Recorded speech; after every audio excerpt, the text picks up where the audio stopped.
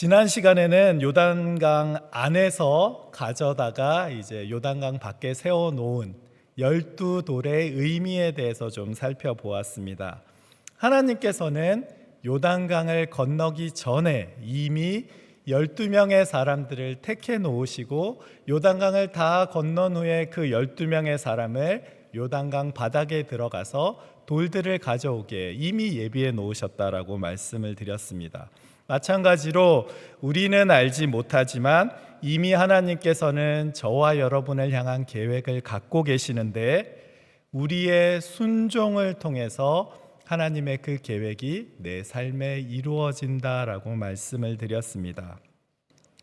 또 각 지파에서 한 명씩 대표로 나와서 돌을 가지고 올라왔던 것처럼 하나님께서는 공동체가 하나가 되기를 원하신다라고도 말씀을 드렸고, 각 지파의 대표들이 가지고 올라온 돌에는 크게 4가지의 의미가 있는데, 첫 번째는 하나님께서 요단강을 가르셨다라는 하나님의 능력을 기억한다라는 의미가 있고, 두 번째로는 그 돌들을 통해서 자손들에게 신앙을 물려주기 위함이다라고 말씀을 드렸고, 세 번째는 그 돌을 보며 하나님께서 하신 일을 기억하고 감사하기 위함이다라고 말씀을 드렸고, 마지막으로 이스라엘 백성들이 또 가다가 실수했을 때 그 돌들을 바라보며 다시 시작하기 위해서 하나님께서는 12개의 돌을 세우라라고 말씀하셨다라고 전해드렸습니다. 그런데 여러분, 재미있는 사실이 하나 있습니다. 여러분, 9절 말씀을 보시면 이렇게 말씀을 합니다. 여호수아가 또 요단 가운데 곧 언약궤를 맨 제사장들의 발이 선 곳에 돌 12를 세웠더니 오늘까지 거기에 있더라. 여러분, 이번에는 여호수아가 돌 12개를 세워 놓습니다. 그런데 여러분, 여호수아가 어디에 돌을 세웠다라고 말씀하고 있죠? 요단강 안에 제사장들의 발이 선 그곳에 돌 12개를 세웠다라고 말씀을 합니다. 여러분, 한번 상상해 보십시오. 강 바닥에 세워놓은 그 돌들은 물이 다시 흐르게 되면 보일까요? 안 보일까요? 굉장히 어렵죠. 홍수로 물이 정말 많이 흘러가는데 강 바닥에 돌 12개를 세워놨어요. 그러면 물이 다시 흐르고 홍수가 되기 시작하면 그 돌들이 보일까요? 안 보일까요? 당연히 안 보일 겁니다. 그런데 왜 여호수아는 강바닥에 돌 12개를 세워 놓았을까요? 여러분, 이 돌들에는 여호수아의 신앙 고백이 담겨 있습니다. 길갈에 세운 돌은 시간이 지나도 누구나 다 볼 수 있습니다. 그러나 요단강 안에 세워놓은 돌은 아마 시간이 지날수록 사람들의 기억에서 잊혀져 갈 겁니다. 눈에 보이지를 않으니 거기에 어떤 돌이 있는지, 누가 돌을 세웠는지, 왜 그 돌을 세웠는지 다 잊어버릴 수도 있습니다. 그러나 다른 사람들은 다 잊어버려도 여호수아는 거기에 돌이 있다는 것을 압니다. 강물이 다시 흐르고 아무것도 보이지 않는다 할지라도 여호수아는 거기에 돌이 세워져 있다라는 것을 압니다. 왜 그렇습니까? 그 돌은 사람에게 보이기 위한 돌이 아니라 하나님 앞에서 하나님이 내 삶에 역사하신 것을 기억하며 자신의 신앙 고백을 담아서 직접 자기 손으로 세워놓은 돌이기 때문에 그렇습니다. 저는 저와 여러분의 마음에도 이런 돌들이 세워지기를 바랍니다. 내게 주신 하나님의 말씀, 내게 주신 기도의 응답, 우리의 삶 가운데 하나님께서 역사하신 일들을 기억하십시오. 다른 누군가가 세우는 돌이 아니라 하나님 앞에서 내가 세워놓은 돌들, 내 삶에 역사하신 그 하나님을 기억하는 돌들이 내 마음 한가운데 세워져 있을 때 우리는 홍수 같은 어려움이 밀려와도 흔들리지 않습니다. 아니, 우리는 다 잊어버린다 할지라도 하나님께서는 결코 우리의 고백이 담긴 그 돌들을 잊지 않으십니다. 저는 저와 여러분의 봉사와 섬김도 마찬가지다라고 생각을 합니다. 때로 우리의 봉사와 섬김이 길갈에 세워진 돌들처럼 화려하게 보여질 때도 있습니다. 이렇게 드러난 자리에서 봉사하고 섬기는 일도 귀한 일입니다. 그 신앙의 모습이 다른 사람들에게 본이 되기도 하고 힘이 되기도 하고 도전이 되기도 합니다. 그런데 때로 우리의 봉사와 섬김은 요단강 바닥에 세워진 12돌처럼 아무도 알아주지 않는 그 자리를 지켜야 할 때도 있습니다. 여러분 한번 생각을 해보십시오. 우리가 지금 이렇게 편안하게 예배를 드리기 위해서 보이지 않는 곳에서 수고하고 섬기는 손길들이 얼마나 많이 있습니까? 방송실에서, 중보기도로, 주방에서, 교사로, 라이드로 그 보이지 않는 수많은 봉사와 섬김의 자리는 마치 요단강 바닥에 놓인 12돌 같습니다. 그러나 여러분, 그 12돌이 사람들의 눈에는 보이지 않는다 할지라도 하나님께서는 그 모든 봉사를 아시고 사람들은 다 잊어버린다 할지라도 하나님께서는 그 모든 봉사와 섬김을 기억하십니다. 여러분, 그래서 히브리서 6장 10절 말씀을 보면 이렇게 말씀을 합니다. 우리 한번 함께 읽어볼까요? 함께 읽겠습니다. 시작. 하나님은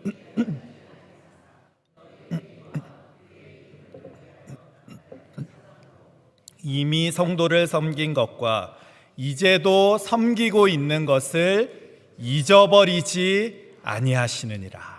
아멘. 여러분 보십시오. 하나님께서는 불의하시지 않기 때문에 우리의 모든 섬김을 다 기억하신다고, 잊지 않으신다라고 말씀하시지 않습니까? 여러분, 하나님께서 아십니다. 그리고 하나님께서 친히 갚아주십니다. 그러니 여러분, 우리 삶에 역사하실 신실하신 하나님 기대하시면서 오늘도 그 자리를 잘 지켜내십시오. 이렇게 여호수아가 돌 12개를 바닥에 세운 후에 하나님께서 여호수아에게 하신 말씀이 있습니다. 16절에서 18절 말씀을 우리 함께 보아야 하는데 여러분 잘 보세요. 16절 말씀을 보시면 하나님께서 여호수아에게 제사장들에게 요단에서 올라오게 하라라고 명령을 하라고 하십니다. 그리고 이어지는 17절 말씀을 보면 여호수아가 하나님의 명령 그대로 제사장들에게 가서 올라오라라고 그대로 명령을 합니다. 그리고 18절 말씀을 보시면 여호와의 언약궤를 맨 제사장들이 요단 가운데서 나오며라고 말을 하는데, 여기서 한국어 성경에는 나오며라고 번역된 말이 히브리어 원어를 보시면 올라오다라는 말입니다. 그러니까 올라오게 하라라고 명령을 하셨고 여호수아가 올라오라라고 말을 했고 그 다음에 제사장들이 올라왔다라는 말입니다. 같은 말이 3번이 반복되고 있는 것이죠. 하나님이 올라오게 하라 명령을 하셨고 여호수아가 제사장들에게 그대로 전달을 했고 제사장들은 그 말씀 그대로 순종했습니다. 여러분, 이 말이 별것 아닌 것처럼 보이지만 바로 듣고 정확하게 전달하고 전달된 그대로 일을 하는 것은 결코 쉬운 일이 아닙니다. 여러분, 혹시 가족 오락관이라는 프로그램 아십니까?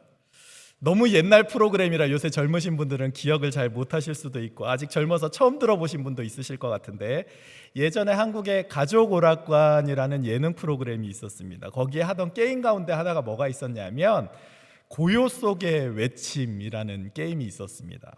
이 게임의 룰은 간단합니다. 사회자가 어떤 단어를 하나 보여주면 그걸 옆 사람한테 계속해서 전달해서 마지막 사람이 답이 뭔지를 맞추면 되는 겁니다.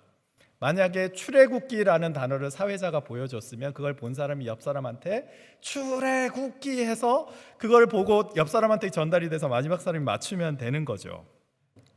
그런데 이게 잘 전달이 되지를 않습니다. 왜냐하면 사람들이 전부 다 헤드폰을 끼고 거기서 나오는 음악을 들어야 되거든요. 그러니까 앞에 사람이 출애굽기 해도 이걸 계속 듣고 있으니까 그 소리가 잘 안 들리는 겁니다. 뭐라고 계속 이렇게 말을 하는 거죠.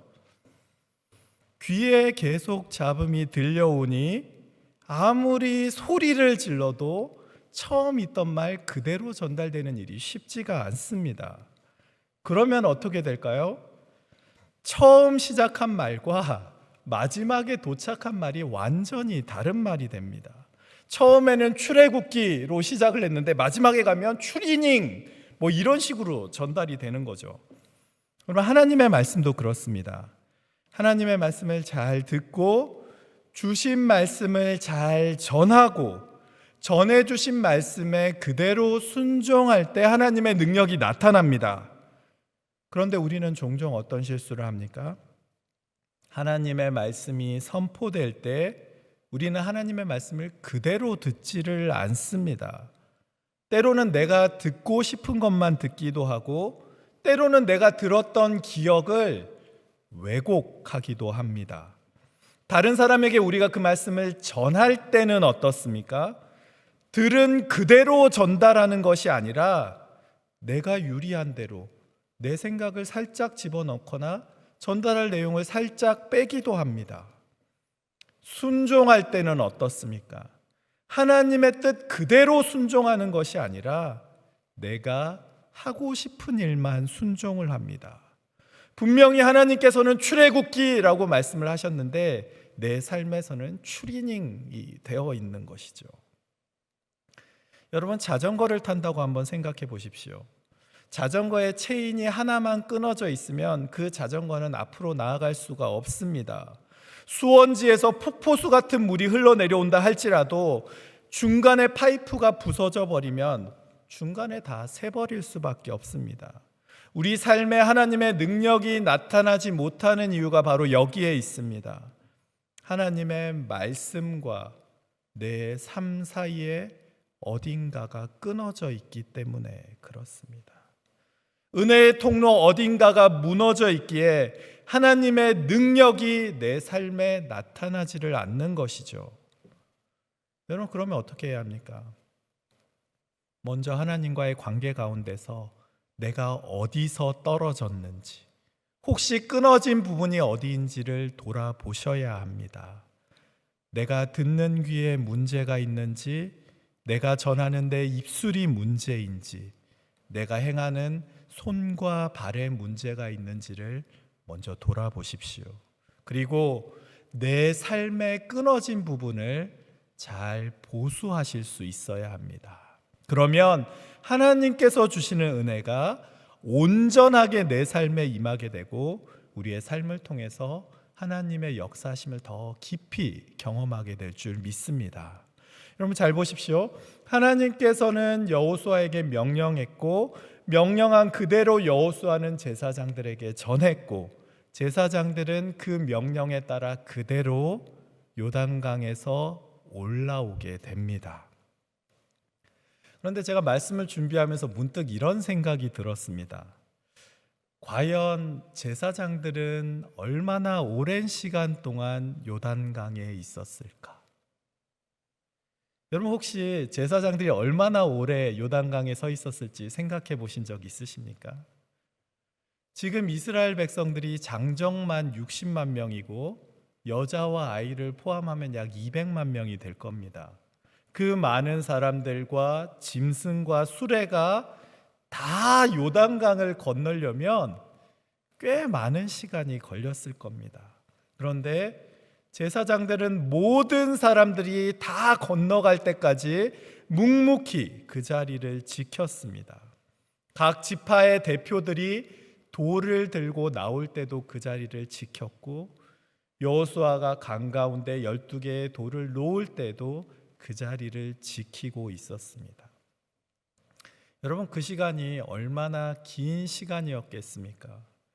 제사장들은 강이 다시 흐를지도 모른다라는 두려움과 언제 끝이 날지 모른다는 그 오랜 시간을 그저 그 자리에서 인내하며 버텨야만 했습니다. 여러분, 우리가 분명히 믿음으로 한 걸음 걸어 들어가는 그 용기, 그 믿음의 한 걸음이 우리의 삶에, 우리의 신앙생활에 참 중요합니다. 우리 앞에 놓여 있는 요단강을 향해서 우린 믿음으로 한 걸음 걸어 들어가야 합니다. 그런데 여러분, 반드시 기억하십시오. 하나님께서 올라오라 말씀하실 때까지 그 자리를 지켜내는 것이 훨씬 더 중요합니다. 오늘 이 시대를 살아가는 신앙인들이 반드시 기억해야 하는 사실이 바로 여기에 있습니다.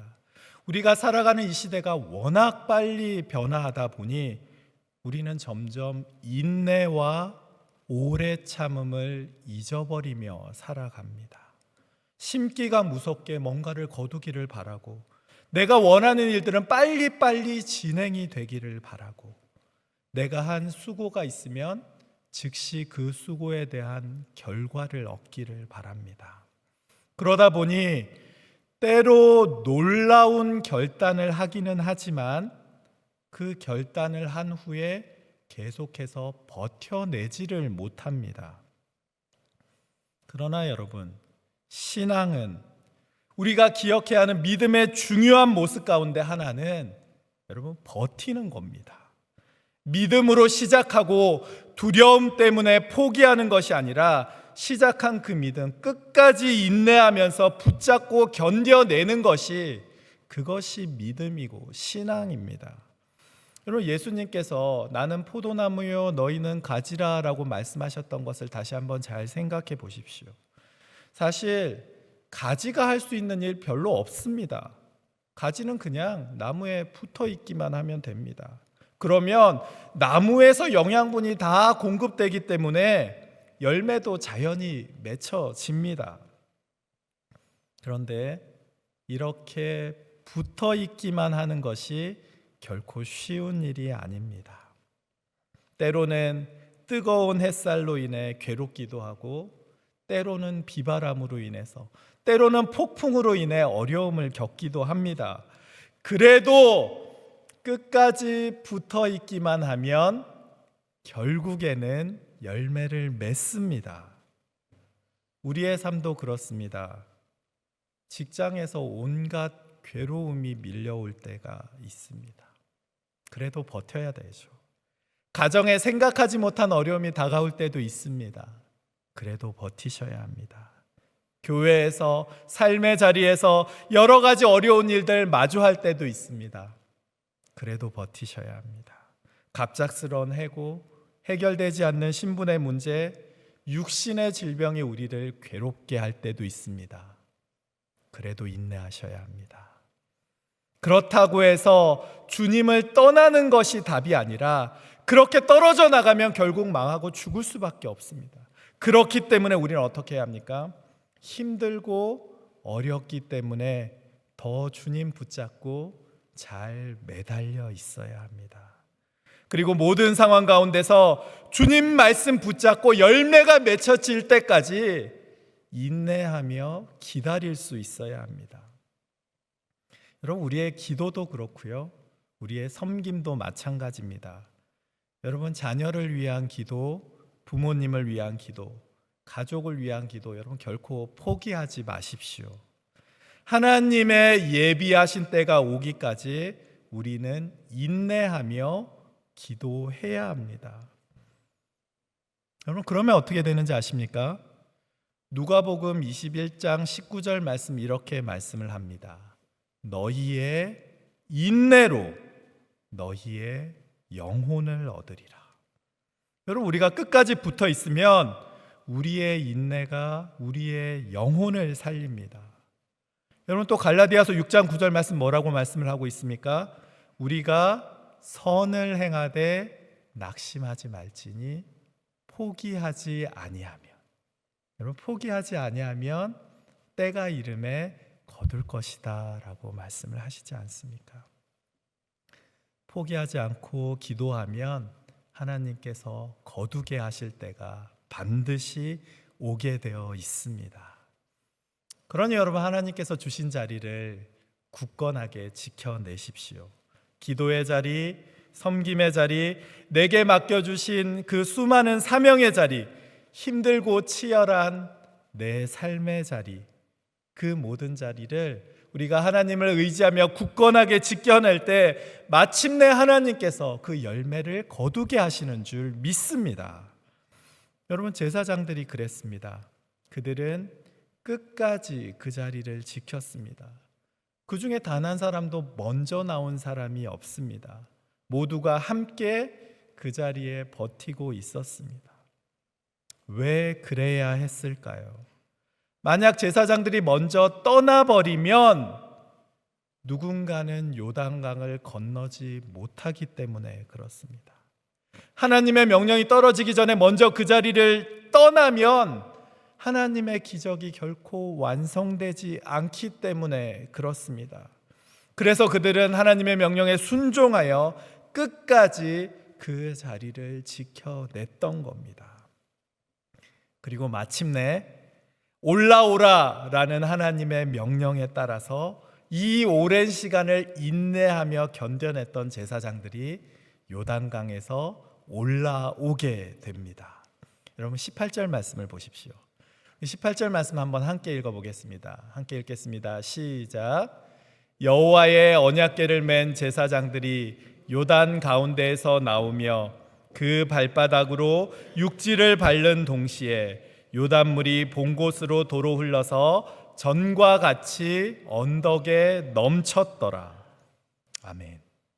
여러분, 제사장들이 마지막으로 요단강에서 나오게 되고 그 발바닥이 발땅을 밟는 동시에 요단물이 다시 언덕에 넘치게 되었다라고 말씀을 합니다. 여러분, 잘 보십시오. 자연이 하나님의 통치 아래 있는 것처럼 기적도 하나님의 통치 아래 있습니다. 여러분, 하나님의 일은 질서를 무너뜨리는 것이 아닙니다. 물이 제자리로 돌아가는 것처럼 하나님께서는 자연도 기적도 하나님의 질서대로 다스리십니다. 은혜도 부흥도 마찬가지입니다. 내가 막 유지하려고 한다고 해서 되는 것이 아닙니다. 내가 막 하고 싶다고 해서 되는 것도 아닙니다. 우리가 주님의 도우심을 구하며 기도할 때 주님께서 우리에게 허락해 주시는 겁니다. 그래서 우리는 끊임없이 주님의 도우심을 구해야 하는 것이죠. 여러분, 또 우리가 기억해야 하는 사실이 무엇입니까? 이 놀라운 기적이 일어난 시기를 여러분 한번 잘 보십시오. 제사장들의 발이 물에 잠기자 곧 위에서부터 흘러내리던 물이 그쳤습니다. 그 발바닥으로 육지를 밟는 동시에 요단물이 본 곳으로 도로 흘렀습니다. 길을 여시는 것도, 길을 닫으시는 것도 완벽하게 하나님의 계획 가운데 있고 정확한 하나님의 타이밍에 그대로 이루어집니다. 여러분, 그렇게 우리가 놓치지 말아야 하는 사실이 있습니다. 여러분, 하나님께서는 요단강 가운데 길을 내셨지만 그 길을 영원히 열어놓으시지는 않으셨습니다. 열려있는 요단강은 닫힐 때가 오게 되어 있고 하나님께서 그 길을 닫으시면 건너고 싶어도 더 이상 건너갈 수가 없습니다.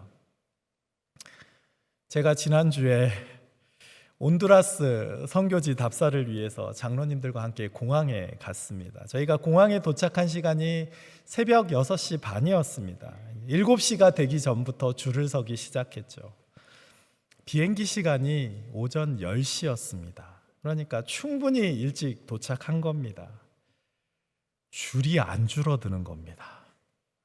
8시가 되었고 9시가 되었는데도 줄이 반도 안 줄어들었습니다. 비행기가 출발할 시간이 점점 더 다가오는데도 여전히 줄이 길었습니다. 과연 어떻게 할 수 있을까 고민을 하는데 갑자기 문자가 하나 왔습니다. 비행기가 딜레이가 되었다는 겁니다. 원래 10시 출발이던 비행기가 10시 20분으로 바뀌었습니다. 줄은 여전히 길었지만 잘하면 탈 수 있겠다라는 생각이 들었습니다.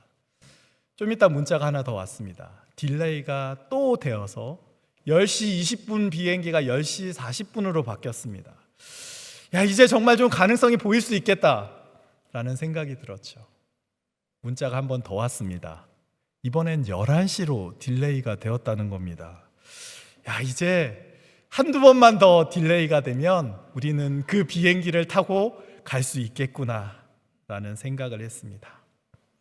안타깝게도 더 이상의 딜레이는 없었고 비행기는 저희를 기다리지 않고 그냥 가버렸습니다. 그래서 제가 내일 다시 갑니다. 아마 내일은 새벽 5시에 공항에 가야 할 것 같습니다. 그런데 여러분, 단기 선교는 다시 가면 됩니다. 만약 내일 또 비행기 못 타면 또 다른 비행기 타면 갈 수 있습니다. 하지만 요단강을 건너는 일은 다릅니다. 하나님께서 그 길을 닫아버리시면 더 이상 요단강을 건너갈 방법은 없습니다.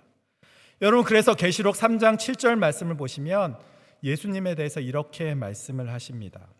다윗의 열쇠를 가지시니 곧 열면 닫을 사람이 없고 닫으면 열 사람이 없는 그가 이르시되. 그분이 바로 하나님, 예수님 아니십니까? 그분이 닫아버리시면 우리의 힘으로는 결코 열 수가 없습니다.